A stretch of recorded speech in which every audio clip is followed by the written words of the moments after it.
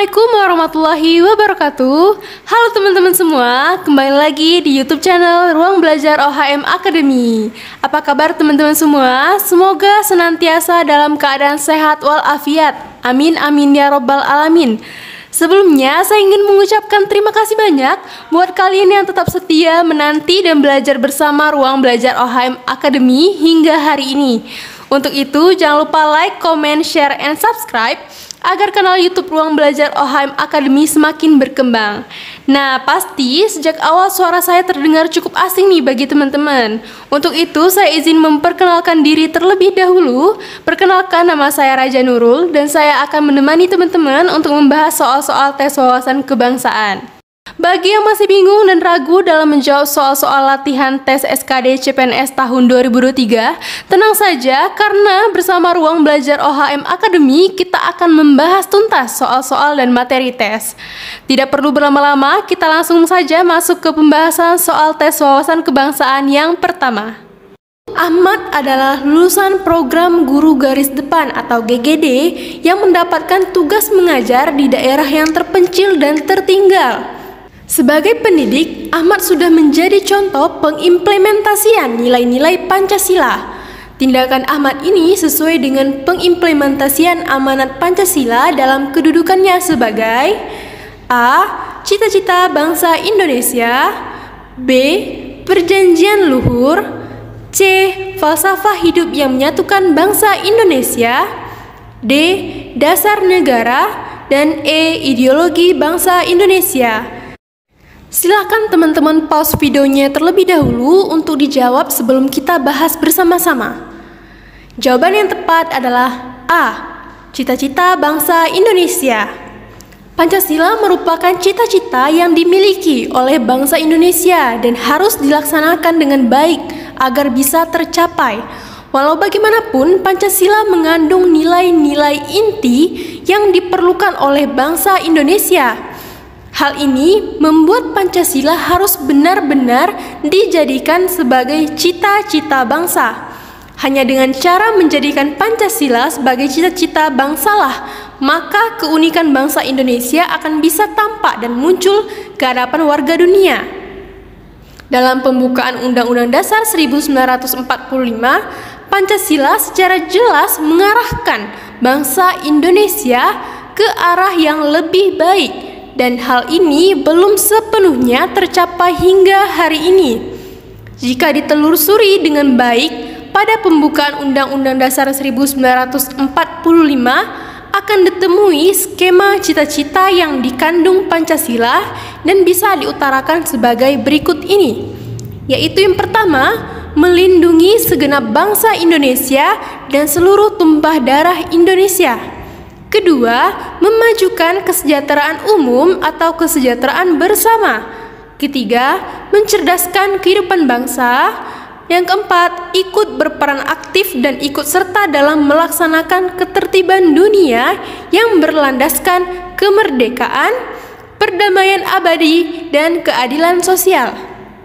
Nah, dari sini kita dapatkan kesimpulannya bahwa peran Ahmad tadi sebagai guru merupakan bagian dari cita-cita bangsa yang terkandung di dalam Pancasila, terutama cita-cita pada poin ketiga, yaitu mencerdaskan kehidupan bangsa.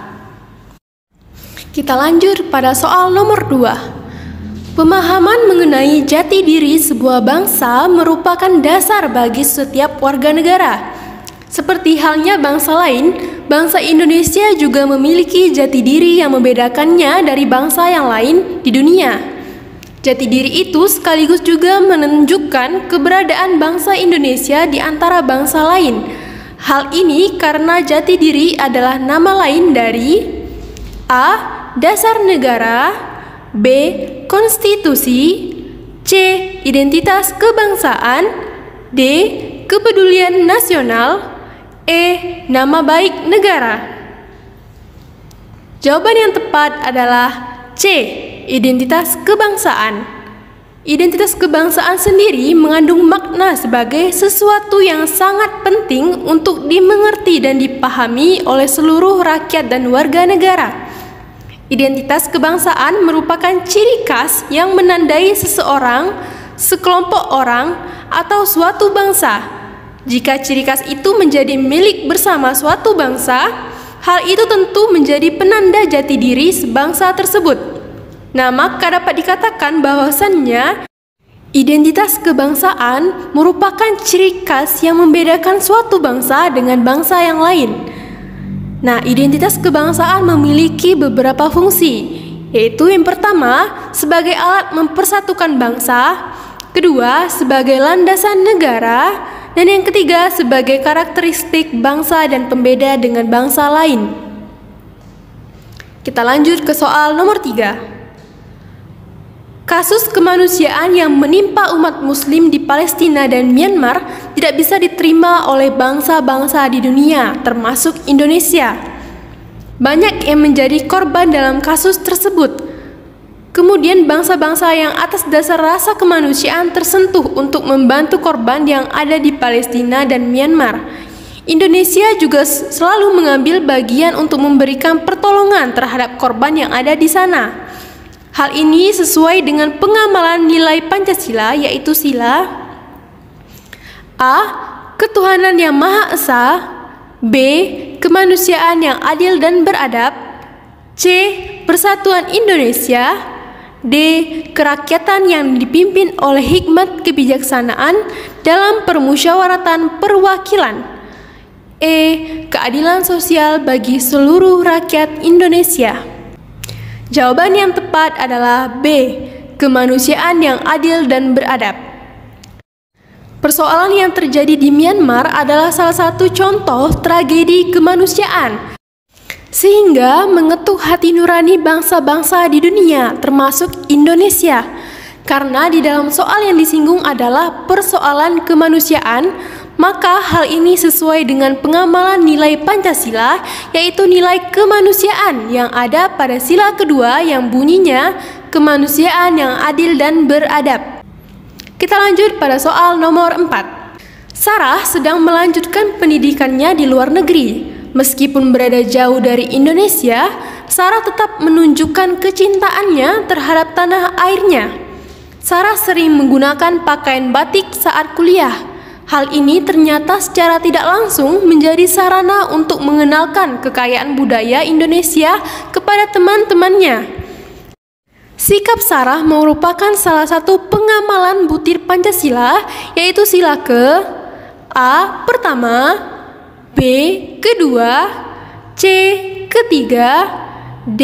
Keempat, dan E. Kelima.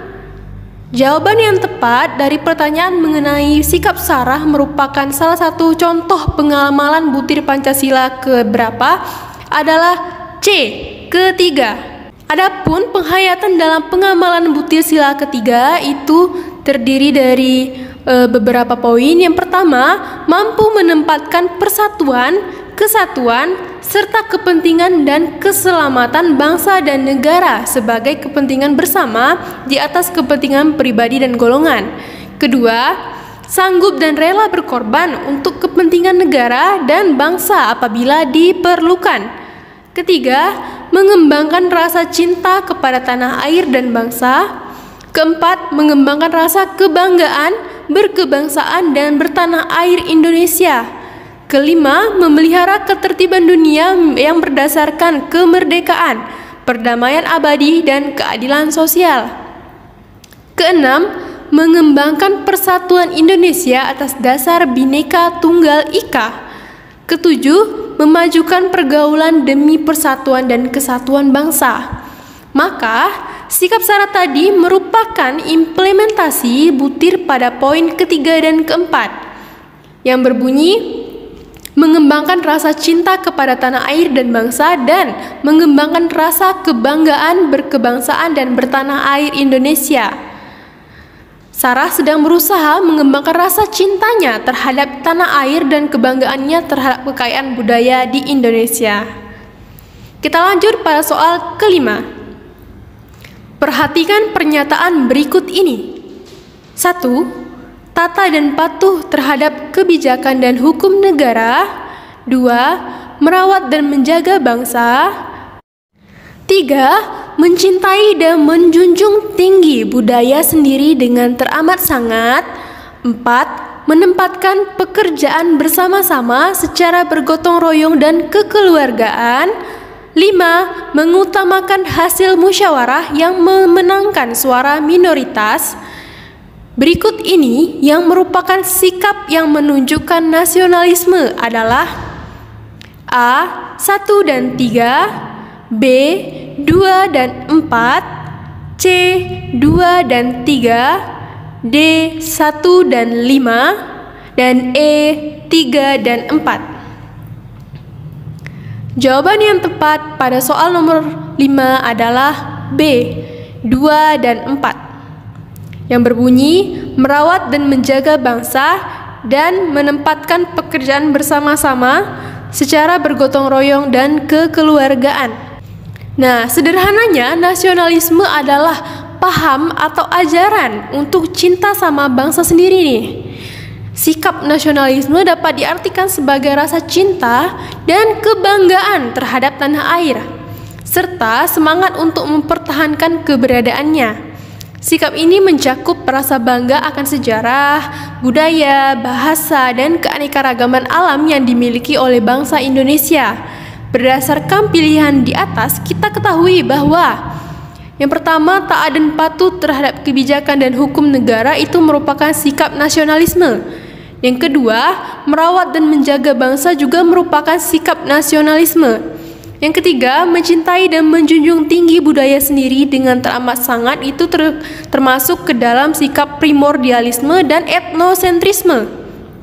Keempat, menempatkan pekerjaan bersama-sama secara bergotong royong dan kekeluargaan juga merupakan sikap nasionalisme. Dan yang kelima, mengutamakan hasil musyawarah yang memenangkan suara minoritas, bukan termasuk nasionalisme.